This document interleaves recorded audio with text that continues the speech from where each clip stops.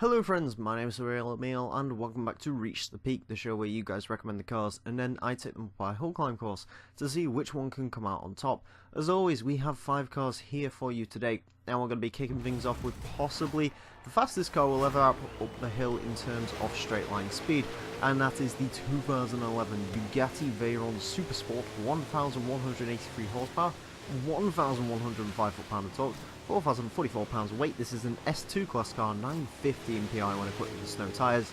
It is the most powerful vehicle here today, it's the torquiest vehicle here today, it's the heaviest vehicle here today, and it's the highest in PI. The Veyron Super Sport is this car very much divides opinion. Some people really like it, other people really don't like it. Me personally, I'm sort of in the middle. I really appreciate this thing from an engineering standpoint, but it certainly isn't one of my favourite hypercars. However, I cannot deny, and no one else can deny, in fact, the awesome amount of straight line speed this thing has. This thing is just stupidly fast. This is probably the fastest car we'll ever have straight line wise to take the hill climb course. You just see there, almost reached 130 miles an hour on that straight, and I do have to brake early because the brakes in this vehicle are atrocious.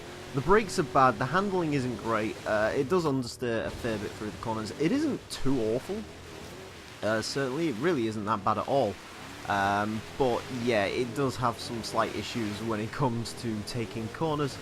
All-wheel drive, of course, means it can get that power down incredibly quickly. This thing just blows your mind each time you drive this thing. Like, you know, yes, a Hennessy Venom GT is probably going to be quicker, you know, sort of flat out, but in terms of the launch this thing can get, it's just insane. Not really much can come close to this vehicle.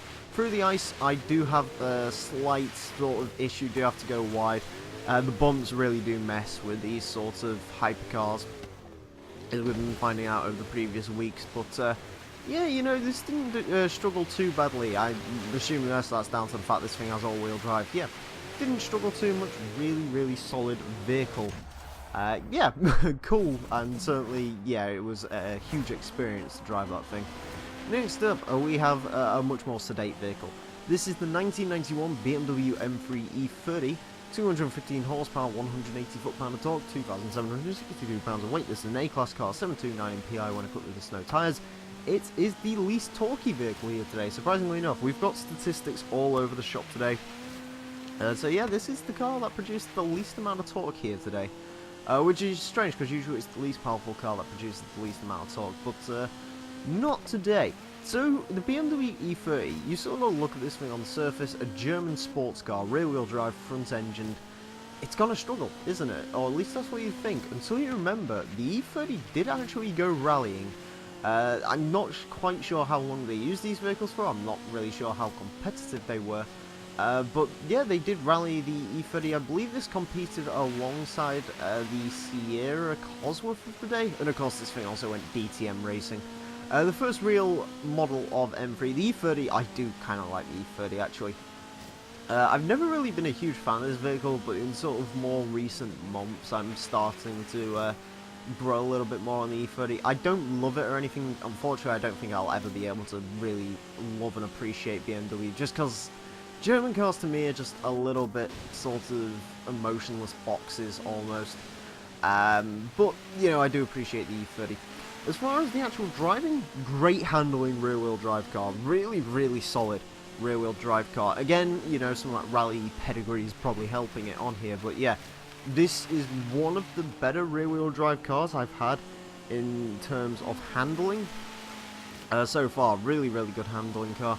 Is a little bit slow. I don't know if that's just because I drove this straight after the Veyron, so sort of everything feels slow after driving that bloody Veyron, but yeah, it was not the fastest car in a straight line, unfortunately, but, you know, hopefully the great handling of this vehicle really does help to push it towards the top of the leaderboard.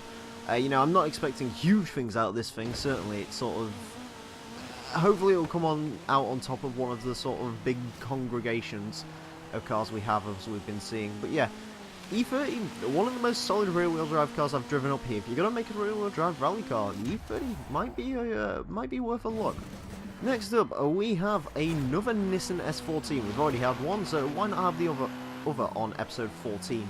this is the 1998 Nissan Silvia S14, 217 horsepower, 202 foot-pound of torque, 789 pounds of weight, A-class car, 737 MPI when equipped with the snow tyres. I should quickly say before this run gets into effect, this absolutely fantastic livery was put together by my friend Emile. I couldn't find a good livery for this vehicle without the body kit, but luckily he came to the rescue and he designed this really cool sort of custom Reach the Peak livery. I'll include his gamer tag as sort of a little annotation somewhere. He says he's going to leave this up for about 24 hours, so grab it while you can if you do want the design. Honestly, it is absolutely fantastic. Anyways, of course we've already had an S14 up the sort of hill climb course, so what is the difference between this S14 and the older one? Well, we have the 1994 go up, this is the 98. The 98, in terms of statistics, is exactly the same. However, if you actually look at sort of the handling bars and so on, there is a difference. This S14 actually does have the aero pack on it, which does mean, in theory, this thing should have a lesser top speed than the 94, but it will be the better handling. You know, to be perfectly honest with you, I don't remember driving the S14. That was done in the first ever episode. So, yeah, my sort of knowledge of that car has gone a bit. But I will say for this vehicle, very consistent driving vehicle. Very decent. It will go sideways. There is no doubt about that. I remember the other S14 was quite sideways. Yeah, this one will do the same, although admittedly probably not as much. Of course, straight line speed is depleted due to the aero pack.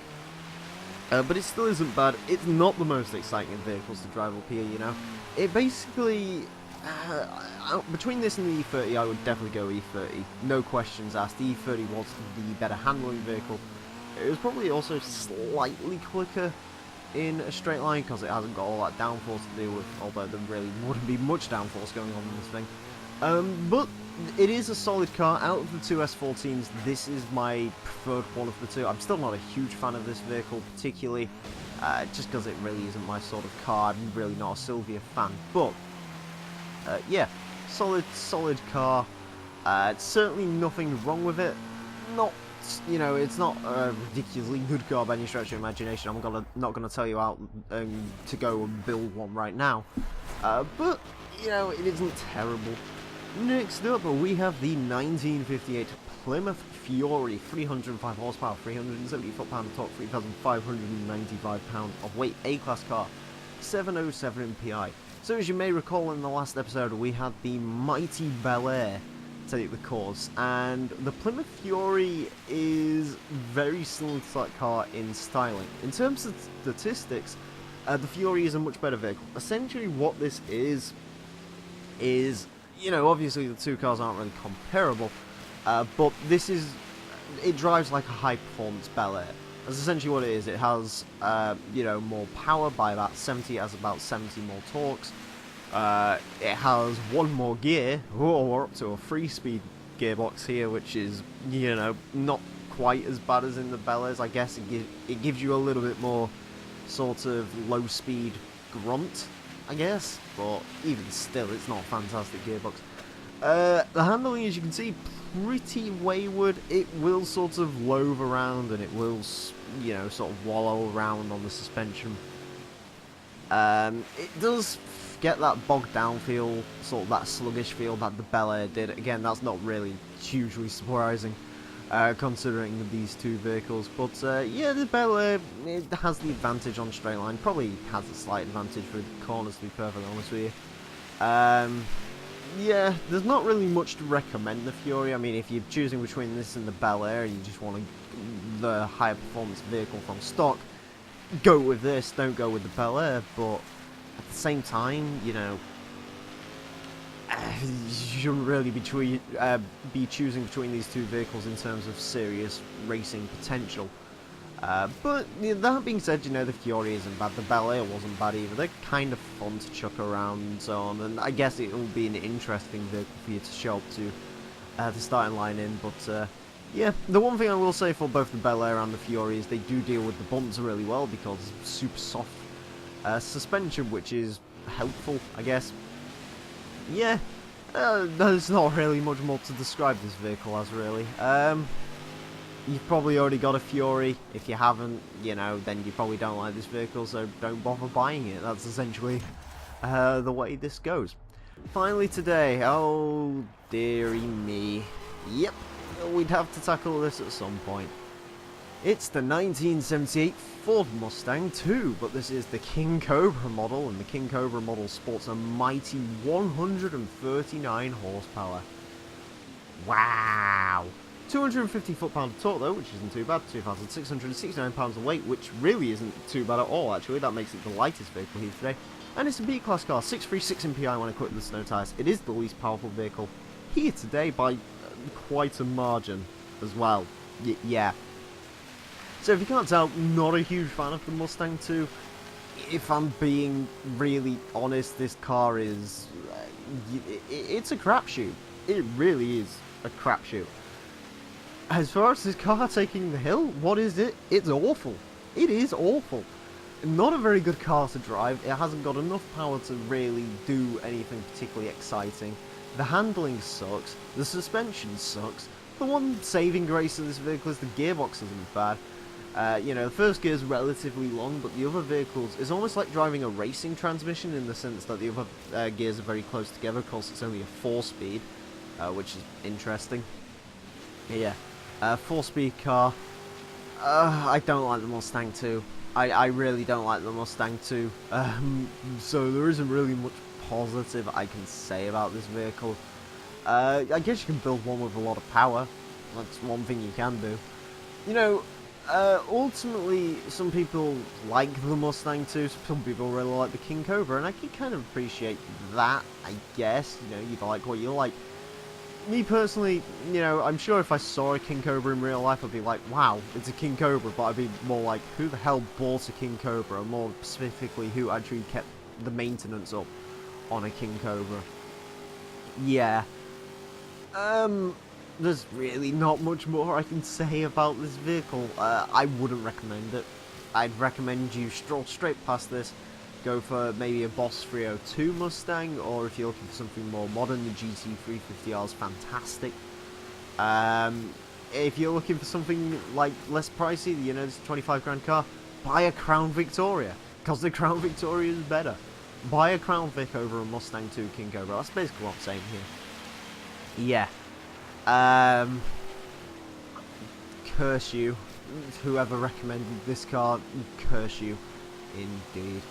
Anyways, cross the line for the King Cobra, finally. And we go onto the leaderboard, and it's a sad day for people who don't like the Veyron, because the Veyron goes to number 1 on our spot. 2 minutes 120, almost breaks the 2-minute barrier. It goes quicker than the Evo 6 Upgrade Hero.